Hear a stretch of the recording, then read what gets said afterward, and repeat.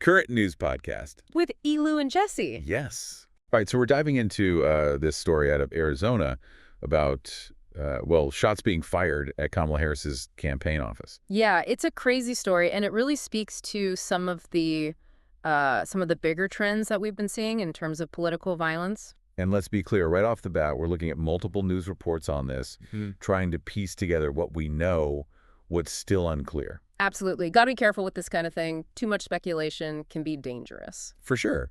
But the facts we do have are kind of unnerving. Tempe, Arizona, early Monday morning, someone fires shots at Harris's campaign office. And the office was empty at the time, right? Exactly. That's what makes it even more chilling. I mean, if this was during the day, with people inside. Could have been so much worse. Exactly. But it's also why this has investigators scratching their heads a bit. What was the goal here? Intimidation. Sending a message. Well, it definitely sends a message. Whether they achieved what they intended, who knows? But it's a scary thought for sure. And it's not like this is an isolated incident. We've seen this kind of escalation before. Yeah. Think about what happened at Trump's golf course recently. Yeah, with the gunman and the semi-automatic rifle. That was way too close for comfort, especially with those public roads nearby. But it just goes to show how vulnerable even high-profile figures are, even with security details in place. Right. No one's completely immune, sadly. So back to Arizona, the police are saying they're concerned for the safety of the staff. I bet.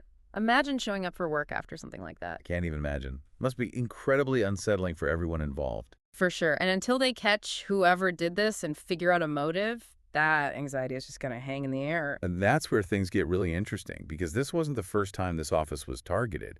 Earlier this month, there was some damage, and now we're hearing it might have been from BBs or pellets. Hold on. So this is like the second time. Yeah, which is kind of nuts, right? Now it feels less like a random act and more like a pattern. Yeah. And the escalation is really concerning. First BBs, now actual gunshots. What's next? That's what's really got everyone talking.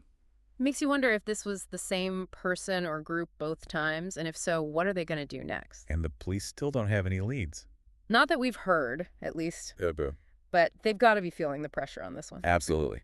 This close to the election in a battleground state like Arizona.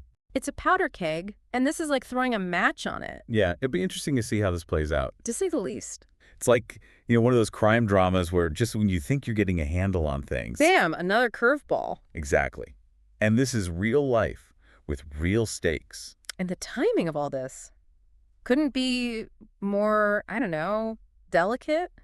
We're weeks away from the election. Right, and everyone's watching Arizona. Yeah. I mean, talk about a battleground state. If something like this doesn't impact the race, I don't know what will.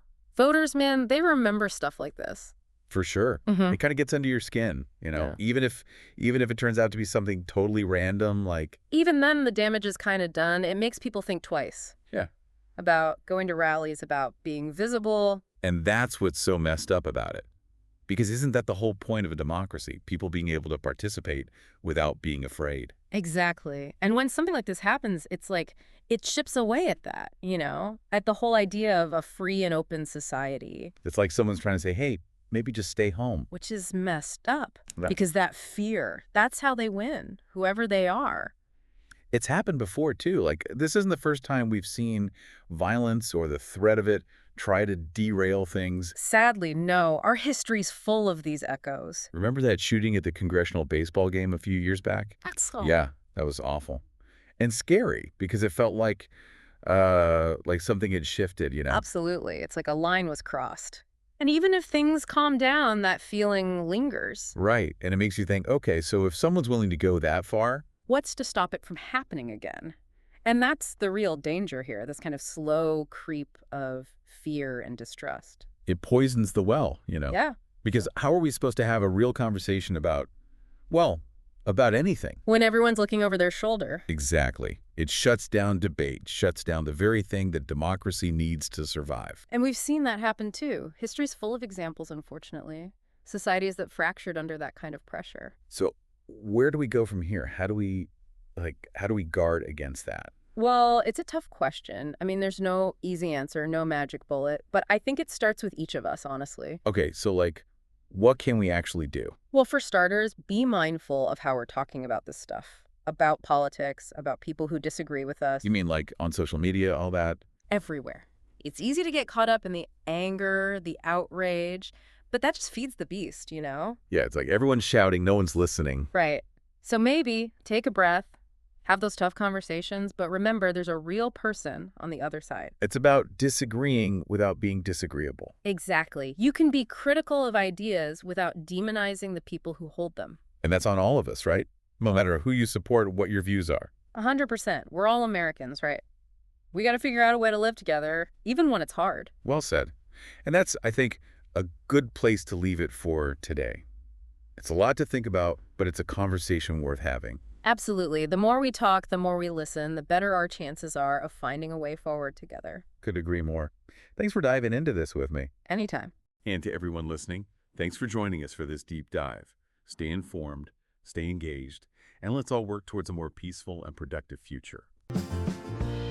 Turn the dial to the daily news. Turn the dial to the daily news. Turn the dial to the daily news. Bringing voices, headlines, and shoes. We turn the dial to the daily news.